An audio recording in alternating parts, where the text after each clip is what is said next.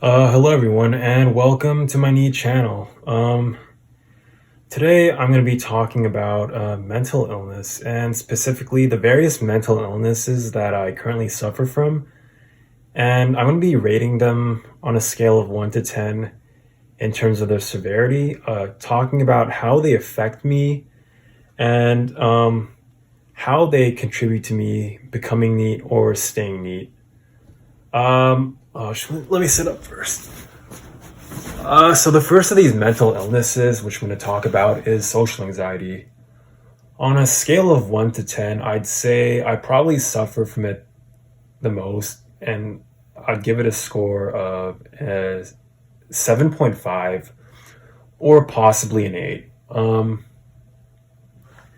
Social anxiety affects me because it makes it really hard for me to talk to people and do things like hold conversations and make myself appear much more likable to people.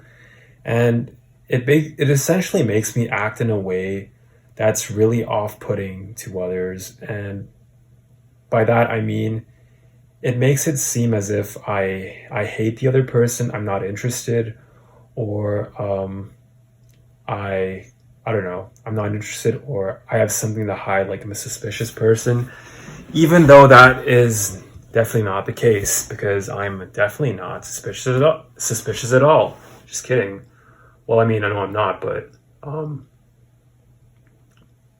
forget it. Anyways, yeah, how that causes me to be neat is that it makes it hard to do things like make friends and or do well in job interviews and essentially function normally in the everyday workplace. And because of that, I'm essentially forced to just stay at home all day because if I try and interact with people, people don't like me back. And this is mostly due to my anxiety and how it affects my body and my mind and my thoughts. And it also just makes me really afraid to talk to people because, um, well, excuse me. Um, it makes it very hard. It makes it very hard to socialize or go out and socialize when every time you do so, your social anxiety just locks you up.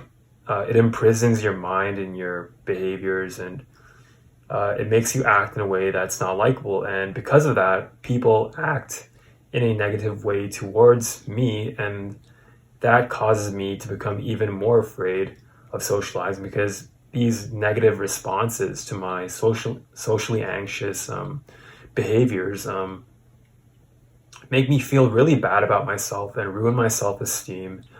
And yeah, it's just this negative cycle of social anxiety reinforcing itself. The second mental illness, which I'm going to talk about, is Asperger's. So I guess in this regards, I'm lucky because I'd rate it maybe a 4 out of 10 or maybe even a 3.5 out of 10. And when I use this rating I'm really talking more about the autism spectrum than specifically Asperger's, because I'd say a 10 out of 10 rating would probably be fully autistic and a 1 out of 10 would just be mildly inconvenienced. And I'd say I have it at around a 4 or a 3.5. And how it affects me is that it essentially makes it hard for me to communicate with people, but not in the same way as social anxiety, because although they can sound very different, they can sound very similar, I mean, they actually affect me in very different ways. And Asperger's makes it hard to talk to people because it's basically, in a nutshell, a lack of social skills and interpersonal skills that most people, normal people, develop over time, and comes that most people develop over time, and that come intuitively to most, I guess, neurotypical people, which means people who don't have autism or Asperger's. And well, basically, for example, I have a really hard time picking up on social cues, um, using the right body language, making eye contact. And when I say body language and facial expressions, I mean, you know, for example, if I want to show interest in someone, I know I'm supposed to smile and, you know, lean in or whatever and talk to them. But these are things that I've had to learn through the internet and YouTube and like social skills guides and whatever. When in reality, these things I feel come pretty normal to most people. And it also affects me in the sense that it makes it really hard for me to learn social skills as well. I'm pretty sure I have an impairment when it comes to learning social skills, and it also makes me just, I don't know, lag behind everybody else, if that makes sense. Like, it's almost as if I'm several years behind everybody from a developmental standpoint. Like, I don't know. I'm a I'm in my early 20s, but I'm essentially mentally, I don't know, almost like a teenager, and I feel like that has a lot to do with my Asperger's. But the biggest giveaway and effect of it is that, well, not the biggest, but the biggest tell is that I have a really hard time making eye contact with people. Um, and how this makes me neat is that it makes me act really off-putting to people, but instead of it being in terms of me being not trustworthy or me appearing like I'm not interested in the other person, which is due to social anxiety. It makes me off-putting because a lot of the actions and things that I'll say because of my Asperger's just make me appear really weird. And I don't know, people are just really put off by, I don't know, Asperger's behavior. But whereas they can kind of give a specific reason why they don't like somebody with social anxiety or which socially anxious behaviors they don't like. They usually can't really pinpoint exactly why they don't like people with Asperger's, but it really has to do with social skills and the reason why they can't, I guess, explain why they don't like Asperger's or spurgy behavior is because most of these things are subconscious, like social skills, and they're intuitive. So these are things that most normal people do automatically, but that people with Asperger's just, I don't know, they mess up or they act in ways that just make normal people go, wait, what is he doing? Like, why is he acting that way? Or he's just gives me a creepy, weird vibe. Yeah, I think creepy is also a good description of Asperger's related behavior.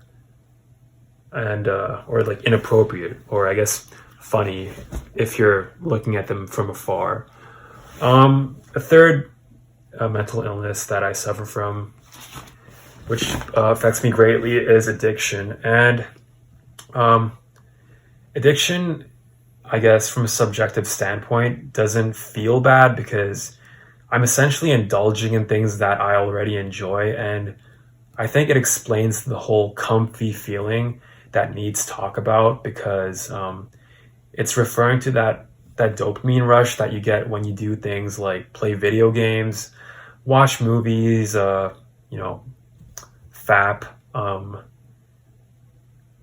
read manga if you like that, and anime, whatever, doing whatever you like.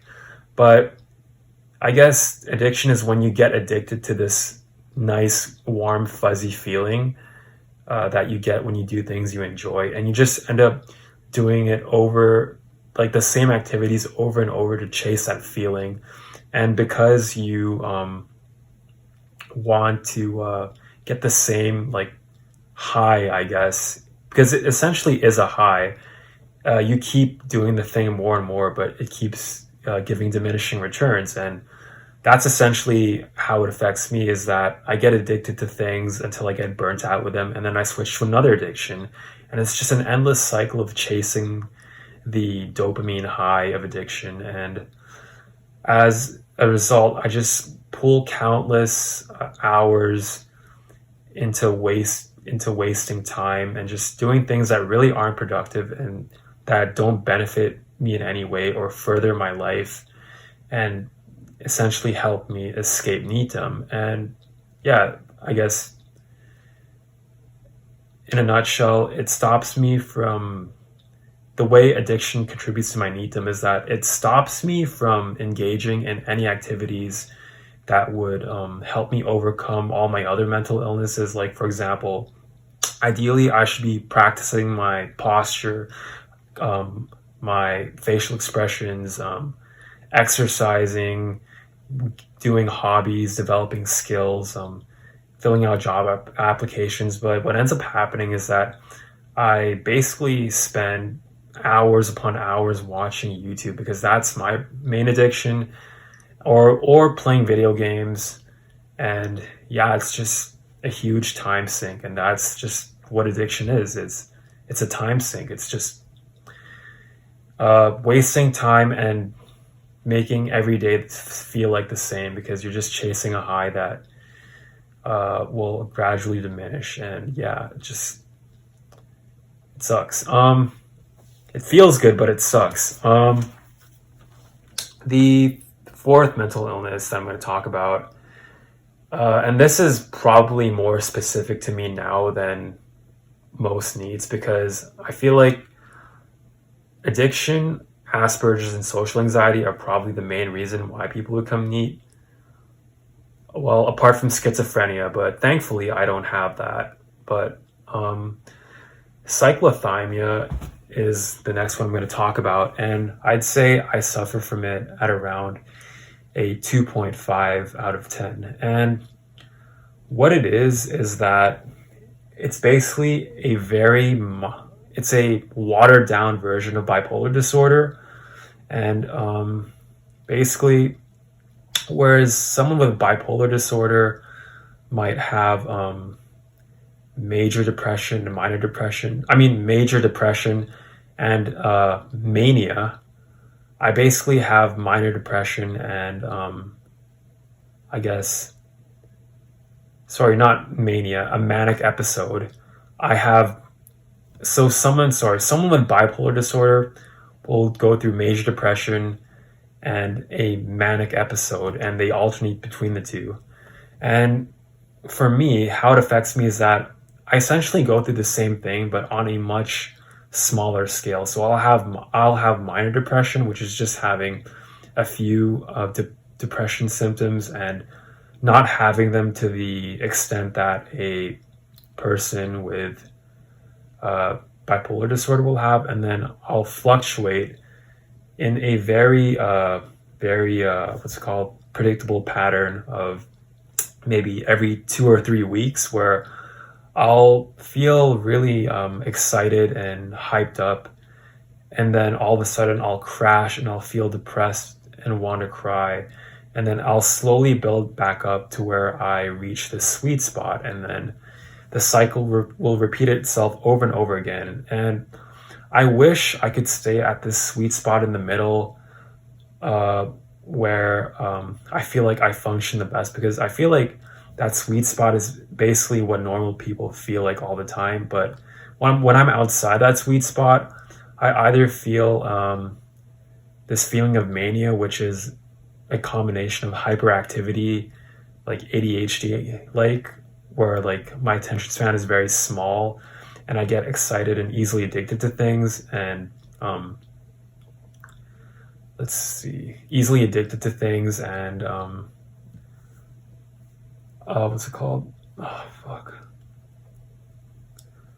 easily addicted to things, and almost narcissistic. And on the other hand, you have these depression periods where I just feel I don't know, extremely down, sad, not suicidal, thankfully, but just down, sad.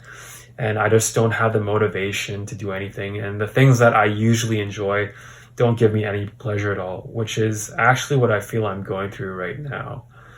And yeah, that's probably why you'll notice my energy and the way I'm talking fluctuate over time, and because of my cyclothymia. And how this keeps me neat is that it essentially makes it hard to make any real meaningful change in my life. And because every time I try and do something, um, it usually only turns out well when I'm in that sweet spot. And when I'm outside it, I either become way too easily distracted and engage in things that I'm addicted to, or I just lie in bed all day feeling depressed and not feeling like doing anything. So yeah, and it just these fluctuations, although it's not to the point where I have like split personalities, it's almost as if I'm like different people in these different periods, in these different, I guess, moods, because that's what they are, they're moods. And yeah, it's just hard to stay consistent doing anything when you either feel too excited or too distracted, or you just don't feel like doing anything and nothing feels pleasurable at all. Um, I guess the final mental illness, which I'll talk about, is my narcissism. And I guess I would probably rate it a 2 or a 1.5 out of 10, but I do definitely notice a narcissistic streak within me. And I feel like this was mostly developed as a defense mechanism to counteract my low self-esteem. And how this affects me is that makes it um, it makes me get really hurt and upset when people say something that doesn't align with my identity, and that just further, I don't know, just further makes it harder for me to interact with people. And it also makes it so that, well, I'm not really sure if I suffer from it, to be honest, because maybe it's just a byproduct of my mania, or my manic episodes, if you can call them that. And during these periods, I just feel like I'm invincible, I'm on top of the world, and that I'm capable of doing anything, when in reality, I don't know, maybe I'm just delusional. Maybe I'm destined to be a NEET, I'm destined to be a failure. And yeah, so I guess it's hard to deal with that. Some other things I suffer from, I guess, some other minor things are Tourette syndrome, where I have these vocal tics, and what else? Vocal tics, motor tics. And what that's like is that you have this weird itch that you want to scratch, and it's not really like an actual itch, but it's like this weird tension or feeling that will only go away if you do a weird movement, like grunt, or do something like lift your shoulder, like lift your neck like that. Like that was a motor tic, which I just let pass through. But the reason I'm not really including as something severe is because I basically, over time and just through aging, have thankfully learned to control it, and therefore it doesn't affect me as bad as it used to when I was, let's say, 5. But the unfortunate side effect is that I do have to allocate some attention into suppressing my tics. And if I concentrate on something else, like playing video games, or I don't know, playing video games, watching a show that I really get engrossed in, my tics will end up surfacing again. And yeah, that's pretty much all I can think of for now in terms of mental illness. I'm probably forgetting one or two more minor things, but they're probably not important, and are probably, I guess, within the realm of being normal. So I won't talk about them for now, because this video is probably quite long at this moment, and yeah, it's probably a good time to end it. So anyways, if you've gotten this far, thanks for watching and showing interest in my channel. And if you like what you've heard, if you can relate, or if you I don't know, just found what I was talking about interesting in any way, make sure to hit the subscribe button to hear about stuff like this in the future, and hit the like button if you enjoyed what you watched. Anyways, yeah, thanks for watching.